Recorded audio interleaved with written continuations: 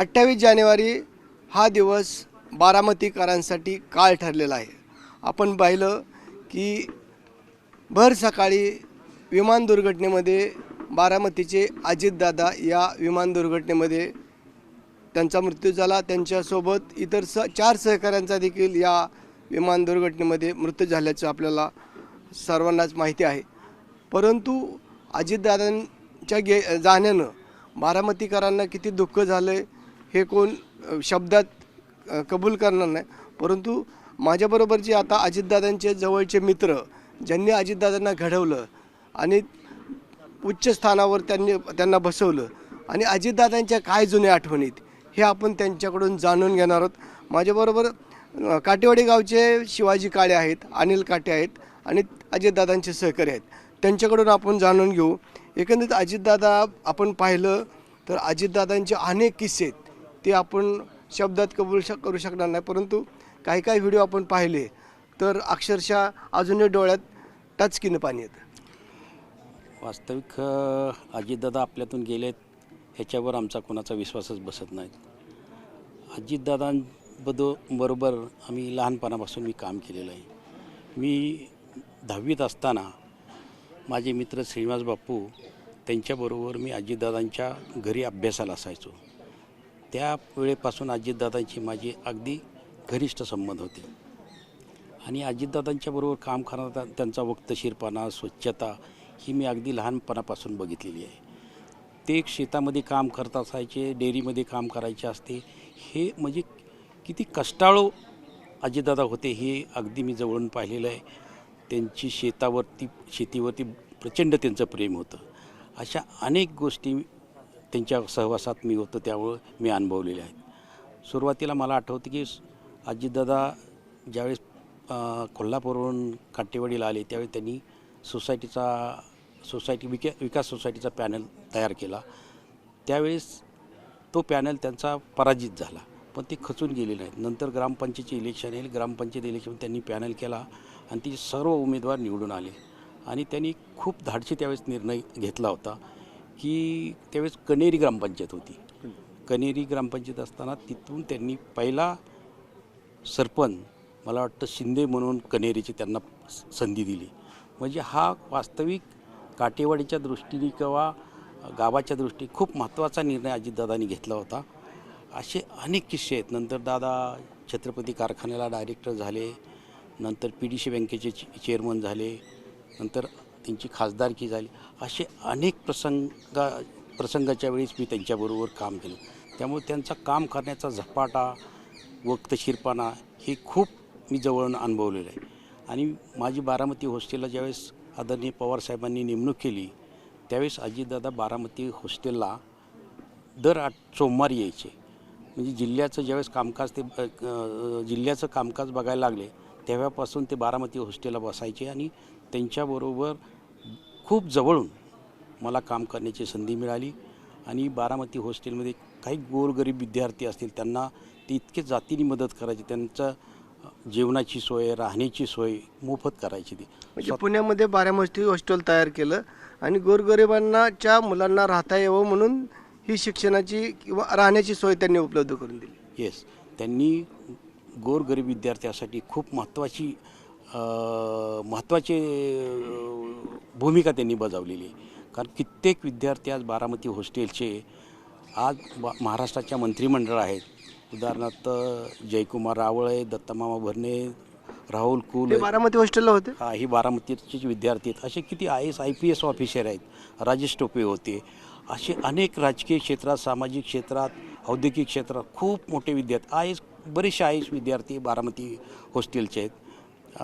अशी कितीतरी नावं तुमच्या सांस्कृतिक ह्याच्यामध्ये तो परेश मोकाशी म्हणून त्यांनी जो कुठला पिक्चर रिलीज करा त्याला अवॉर्ड मिळाला।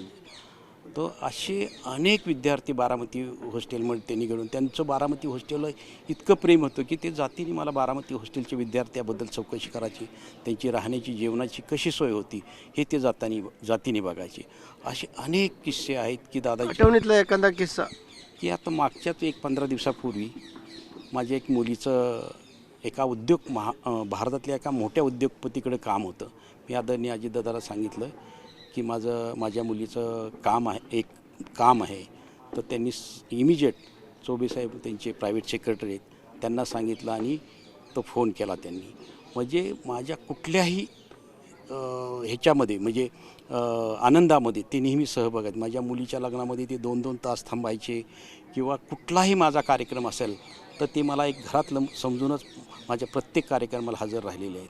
अशा अनेक आठवणी आहेत की गावातला त्यांचा एक त्यांच्या अंगात एक पैलू होता.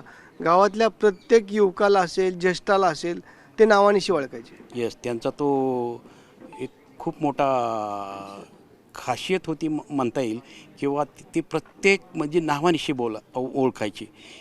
एक परवाच एक आमच्या बारामती मंडळाचे अश्विनी खरसे आहेत, त्या दादांना भेटल्या आणि त्यांच्या मुलाची त्यांनी खूप 6 महिन्यापूर्वी ओळख करून दिली होती. तर त्यानंतर त्यांना त्या म्हणल्या की दादा बोलले की तुझा मुलगा आत्ताच मला भेटून गेला.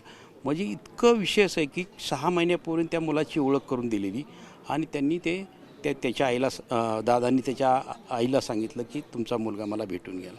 म्हणजे इतकी त्याची मेमरी दादांची स्ट्रॉंग होती, लोक लक्षात ठेवायची, ही त्यांची खूप मोठी खासियत होती. काटे सर, मला सांगा की काटेवाडी हे गावातलं प्रत्येक कुटुंब आणि प्रत्येक गावातला जे कुणाची वाद झाले असेल, भांडणं झाली असतील, आपल्या कुटुंबातला वाद आहे म्हणून हे डायरेक्ट अजितदादाला स्वतः सांगायचे. लोक स्वतःहून दोन्ही पार्ट्या जायचे दादांच्याकडे. मग दादा बसून ते प्रश्न 1 मिनिटात मिटवायचे आणि लोक बी सगळे दादांचे ऐकत होते, सगळे निर्णय घेतले. फट्याचा बांध असून द्या, शेतीची भांडणं असून द्या किंवा भावाची भांडणं झाली तरी दादाकडे. दादा जे सांगतात तो अंतिम शब्द असायचा आणि पर्सनली A to Z गावात पर्सनली दादा प्रत्येकाला ओळखत होते माझ्याशी. सर मला सांगा, एकंदरीत आपण सगळं बघितलं, विश्वास अजूनही कोणाला बसत नाही आणि आपण बघतोय की अजितदादांनी पुण्यानंतर बारामतीमध्ये शिक्षणाचं हब तयार केलेलं आहे. कशा पद्धतीने आपण हे वर्णन करतात आणि आपण बघितलं की अजितदादा एखाद्या कामावर एखादा मंत्री जर असेल तर 1 ते 2 वेळा कामावर जायचा, परंतु अजितदादा किमान एखादं काम जर हातामध्ये घेतलं तर 30 ते 35 वेळा त्या ठिकाणी कामावर जायचे. दादांची आपल्याला माहीत आहे खासियत आहे की कुठलंही काम त्यांनी हातात घेतलं की त्याचा ते पाठपुरावा करत असत. आज शासनामध्ये किंवा गव्हर्नमेंटमध्ये कुठलंही काम असेल तर ते अधिकाऱ्याला फोन केल्यानंतर त्याचं काम ते झालं आहे की नाही त्याचा पाठपुरावा करत असायचे. ही त्यांची खूप जमेची बाजू होती. आज कुठल्याही क्षेत्रात घ्या तुम्ही, दादांचा प्रशासनावर एवढा चांगला वचक होता की प्रशासकीय अधिकारी पण दादांपुढे जाताना विचार करायचे की दादा काय प्रश्न विचारतील त्याच्यावर ते अभ्यास करून जायचे. म्हणजे दादांना IAS IPS ऑफिसर एवढे मोठे अधिकारी असले तरी त्यांना दादांकडे जाताना त्यांना घाम फुटायचा. हे मी अगदी जवळून बघितलेलं आहे. कामाची पद्धत त्यांची आपण बघितलं की एखाद्या दिवशी जर एका अधिकाऱ्याला काम सांगितलं तर परतच्या भेटीला तो अधिकारी जे काय आपल्याला सूचना केल्यात ते सर्व ड्राफ्टिंग असेल किंवा अहवाल असेल तयार ठेवायचे. हो येस, ते सगळं पुढच्या मिटिंगमध्ये सगळा तो डाटा ते घेऊन जायचे आणि काम झालं आहे त्या प्रोसेसमध्ये आहे ही सगळी नोट दादांच्या पुढे ते सादर करायचे आणि त्यामध्ये काय अडीअडचणी असतील तर ते दादा निश्चित सोडवण्याचा प्रयत्न करायचे. अधिकाऱ्यांना बी खूप चांगला ते सपोर्ट करायचे. त्यामुळं पुण्यामध्ये आपण बघताय, पिंपरी चिंचवड बघता, जो विकास आहे तो दादांच्यामुळं पिंपरी चिंचवडमध्ये तर इतका ट्रिमेंडस विकास दादांनी केलेला आहे हे आपल्या सगळ्या पुणेकरांना, पिंपरी चिंचवडकरांना माहीत आहे. मला सांगा, तुम्ही दादांबरोबर काम केलेलं आहे. दादांना जर एखादं काम पटलं नाही तर फाडकीने बोलणार आणि सांगणार हे चुकलं आहे आणि मला ही व्यवस्थितच पाहिजेत. कसं तुम्ही अनुभवता दादांना? मी बारामती नगरपालिकेची इमारत उभा केली. 2013 ते 15च्या दरम्यान ती इमारत उभा केली होती. एक अनुभव असा आहे दादांचा की दादांचं प्रत्येक गोष्टीत सिलेक्शन असायचं. ती टाईल असो, विनियर असो. एकदा दादांना मी रात्री बंगल्यावर फोन केला होता देवगिरीनं, असं टाईलचं सिलेक्शन करायचं. दादा म्हणले माझ्याकडे वेळ नाही आणि तुला जमत असेल तर एअरपोर्टला टाईल लाव, मी तिथं सिलेक्ट करतो. मी रात्रीच टाईल तिथं 56 टाईल लावल्या साहेब. एअरपोर्टला बारामती एअरपोर्टला. दादानी त्या सकाळी 6:30 वाजता पाहिल्या टाईल्स, एकही दादांना पसंत पडली नाही. दादा म्हणले मला एकही पसंत पडली. दादांचं असं होतं की त्यांच्या डोक्यात ती समोर कसं दिसेल हे विजन असायचं. मग त्यांनी बघितल्यावर सांगितली मला नाही अजून, मला दुसऱ्या टाईल दाखव. मग ह्या सहयोग सोसायटीमध्ये मी परत 17 का 18 टाईल आणून दाखवल्या. संध्याकाळची वेळ होती, दादा मिटिंगमध्ये होते आणि अंधार पडत होता. 3 वेळा मी चिठ्ठी लिहिली दादांना की दादा अंधार पडतोय, टाईल बघायच्यात. मला आत बोलवलं, अरे थांब ना, काय गडबड करतोय, मी टॉर्च लावून बघतो. तर त्यांना माहीत होतं हे काम थांबणार आहे जर मी टाईल सिलेक्ट नाही केली तर. खोटं सांगत नाही, त्यांनी रात्री 7 ते 8 टॉर्च बघून त्या टाईल सिलेक्शन केल्या. आणि जसं तुम्ही आत्ता बोलले की दादा प्रत्येक साईटवर यायचे, चक्कर मारायचे, 15 ते 20 वेळा माझ्या साईटवर आले असतील. आणि मी स्वतःला इतकं भाग्यवान समजतो की बारामती ही नगर परिषदेचं काम म्हणजे दादांचा एक अभिमान होता. आणि ती इमारत बांधण्याचा मला इतका मोठा आज आपला दादा नाहीत, दादांचा एक आठवणीतला काय म्हणजे कायम आपल्या आठवणीत राहील असा घडलेला काय किस्सा तुम्हाला आठवतो? दादांबरोबर मी एक गव्हर्मेंट कॉन्ट्रॅक्टिंग म्हणून काम करत होतो. इथं जळोचीला एक मॅग्नेटची बिल्डिंग केलं, त्याच्यासमोरच एक काम होतं. तर मी रेस्ट हाऊसला दादांना भेटायला गेलो, दादा मला हे काम द्या म्हणून. दादा म्हणले हे काम, सगळी कामं तुला केल्यावर बारामतीच्या लोकांनी काय कामं करायची नाहीत का? म्हणजे त्यांचं बारामतीवर परखड बोलणं होतं. परखड बोलणं म्हणजे स्ट्रेट फॉरवर्ड. मी लगेच त्या दिवशी फुली मारायची त्याला, परत त्याचा विचार करायचा नाही त्या गोष्टीचा. असं दादांचं काम होतं आणि खूप खूप आठवणीत दादांच्या. आणि कसं आहे की मी तर असं म्हणजे मला इतकं सारखं एक नाव आहे माझं की दादांचं काम करणारा माणूस म्हणून. मला सांगा सर, दादा मी जो काय आहे ना, तो आदरणीय अजितदादा किंवा पवार फॅमिलीच्यामुळं आहे. आदरणीय पवार साहेबांनी मला खूप मदत केलेली आहे, दादांनी तर केलेली आहे. त्यामुळं जो काय मी आहे आज पुण्यासारख्या शहरामध्ये एक काटेवाडीतला ग्रामीण भागातील एक शेतकऱ्याचा मुलगा पुण्यामध्ये स्वतःचं एक नाव निर्माण करू शकतो.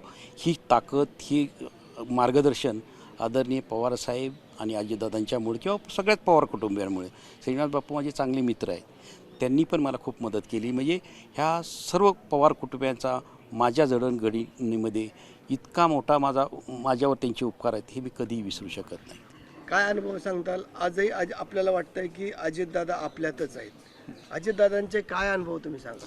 अजितदादा एक असं व्यक्तिमत्व होतं की सामान्यातल्या सामान्य कार्यकर्त्याला न्याय देण्याचं काम ते नेहमी करायचं आणि सगळ्याला आपलंसं करून घेण्याची एक त्यांच्यामधली जी कुवत होती ती आज मला कुठल्याही महाराष्ट्रातल्या नेत्यात दिसत नाही. सर्व समाजाच्या लोकाला सर्वसामाविक त्यांना त्यांचं नेतृत्व करण्याची धमक अजितदादामध्ये होती. आज नगरपालिकेचे इलेक्शन होते आणि त्यावेळेस नळदुर्गमध्ये, धाराशिव जिल्ह्यामध्ये तुळजापूर तालुका, मी आणि गोकुळ शिंदे आम्ही दादाला एकच सांगितलं की दादा नळदुर्गला तुम्हाला सभा दिली पाहिजे. आणि 20च्या 20 आम्ही त्या ठिकाणी उमेदवार उभं केलेत आणि संजय बताले म्हणून नगराध्यक्षाचा कॅन्डिडेट दिला आहे. दादाने एका मिनिटाचाही विचार न करता जिल्ह्यात कुठेही सभा न देता त्यांनी नळदुर्गला सभा दिली. शेवटची सभा अतिशय दादानी म्हणले, अरे तुम्ही दोघंही आमदार खासदार नाही पण एवढी गर्दी कशी गोळा केली? अफाट गर्दी होती. आणि 11:30ला त्या दिवशी दादा घरातून गेले, जेवण केलं आमच्या इथे, गोकुळ शिंदे आम्ही सगळे मिळून त्या ठिकाणी शेवटचं जेवण दादाचं झालं नळदुर्गमध्ये. आणि आम्हाला म्हणजे एक भावासारखी वागणूक देण्याचं जर कोणी करत होते तर ते अजितदादा होते. नळदुर्गला सिवरेजची एक स्कीम राबवतो म्हणून 450 कोटीची स्कीम आहे, ते ताबडतोब त्या ठिकाणी मी त्याला मंजुरी देतो. बारामतीसारखा विकास मी नळदुर्गचा करतो, लोकांना मला तुम्ही निवडून द्या या ठिकाणच्या नगराध्यक्षाला म्हणण्याचं शेवटचं वाक्य आज देखील आमच्या कानात होतं. अतिशय प्रेमळ सभा आणि महाराष्ट्राचं उज्ज्वल भविष्य जर घडवण्याची ताकद होती तर ते फक्त अजितदादामध्ये होती.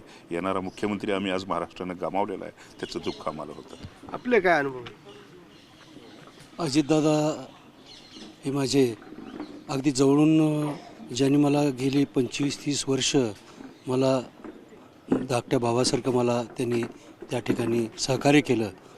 मी महाराष्ट्र प्रदेशवर काम करत असताना अजितदादांनी मला सांगितलं की बुवा तुमच्या भागातले जी काही कामं असतील ते कामं मी पूर्वी केलेली आहेत म्हणले, ह्याच्यापेक्षाही पुढे दुसरे काही कामं असतील तर ताबडतोबीनं करून घ्या. ह्या महाराष्ट्रामध्ये तुळजापुरी तीर्थक्षेत्र आहे, देवीचं, आई भवानीचं त्या ठिकाणी वास्तव्य आहे. त्या ठिकाणी मी प्राधिकरणाच्या माध्यमातून त्या ठिकाणी आर्थिक मदत केलेली आहे. याशिवाय जरी आणखीन काय पाहिजे असेल तर त्या ठिकाणी भक्तांची सोय होईल, यात्रेकरूंची सोय होईल. तीर्थक्षेत्राच्या नावानं त्या ठिकाणी येणारा देशातून परदेशातून येणारा जो भक्त आहे त्या भक्तांना सर्व सोयीसुविधा झाल्या पाहिजेत आणि त्या माध्यमातून मी तिथं पैसा कमी पडू देणार नाही एवढी आम्हाला त्यावेळेस निश्चितपणे ग्वाही दिली दादांनी. आणि दादा हा महाराष्ट्राचा एकमेव पुढारी म्हणजे त्याच्यासारखं पुन्हा कुठलाही त्या ठिकाणी नेता होणं नाही हे आमच्या आयुष्यात आम्ही पाहिलेलं आहे. आणि निश्चितपणाने या ठिकाणी आम्हाला म्हणले की बाबा तुम्ही 21 TMC पाणी आम्ही तो दिलं आहे तुळजापूर तालुक्यासाठी आणि तुळजापूरच्या सर्व शेतकऱ्याच्या बांधावर त्या ठिकाणी पाणी पोचलं पाहिजे आणि त्या ठिकाणी निश्चितपणानं त्याला कितीही पैसा आम्ही तुम्ही मागितलं तर आम्ही कमी पडू देणार नाही आणि त्याप्रमाणे ती स्कीम आत्ता या ठिकाणी बहुतांशी 90% पण काम झालेलं आहे आणि आता शेवटच्या टप्प्यात काम आहे आणि येत्या वर्षभरात त्या ठिकाणी हे दादा आमच्या आपल्यातून गेलेत, धक्का बसला. धक्का बसला आमच्या दादाचा हा आम्हाला खरोखर धक्का महाराष्ट्रात नाही तर संपूर्ण देशात आहे. असा नेता पुन्हा होणे नाही म्हणून दादा खऱ्या अर्थानं आता इथून पुढचे 20-25 वर्ष जर दादांचे मिळाले असते आम्हाला महाराष्ट्राला म्हणा देशाला तर निश्चितपणाने या ठिकाणी दादानं सुजलाम सुफलाम या राज्य आणि देश केल्याशिवाय दादा राहत नव्हते. हा नेता पुन्हा होणे नाही म्हणून निश्चितपणे अशा नेत्याला मी भावपूर्ण श्रद्धांजली वाहतो. MIDCमध्ये एक हॅपी स्ट्रीटचा एक रोड होता आणि लाईट बसवल्या होत्या, तर त्या ठिकाणी लाईट बघायच्यासाठी त्या कॉन्ट्रॅक्टरनी आग्रह केला होता. अरे म्हणले दिवसा काय मी बघणार, मी बघील. रात्रीच्या 11 वाजता त्या ठिकाणी अजितदादांनी त्या लाईटचं सिलेक्शन केलं आणि प्रकाश किती पडतोय, कुठली लाईट ठेवायची याचं सजेशन अजितदादांनी त्यावेळेस केलं होतं. अजितदादांचे असे अनेक पैलू आहेत, अनेक उदाहरणं आहेत, ते आपल्याला शब्दात सांगता येणार नाही. एक त्यांचा व्हिडिओ ऐकल्यानंतर बारामतीकरांवर नाहीत तर अजितदादांवर जे प्रेम करत होते यांच्या अंगावर अजूनही शहारे येतात आणि अजूनही विश्वास बसत नाही की दादा आपल्यातून गेलेत म्हणून. आज अजितदादांचा आज 10वा आहे. आपण त्यांना भावपूर्ण श्रद्धांजली वाहूया. व्हिडिओ जर्नलिस्ट गणेश कदमसह जितेंद्र जाधव, न्यूज 18 मराठी, बारामती.